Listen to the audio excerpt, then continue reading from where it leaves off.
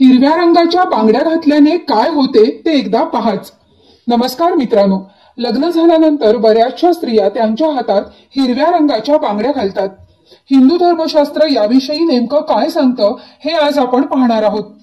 मित्रांनो, पहिली महत्त्वाची गोष्ट, ज्या स्त्रिया लग्नानंतर त्यांच्या हातात हिरव्या रंगाच्या बांगड्या घालतात त्यांच्या पतीचं आयुष्य वाढतं असं हिंदू धर्मशास्त्र मानतं आणि म्हणून विवाहानंतर स्त्रियांनी हातामध्ये हिरव्या रंगाच्या बांगड्या अवश्य घालायला हव्यात।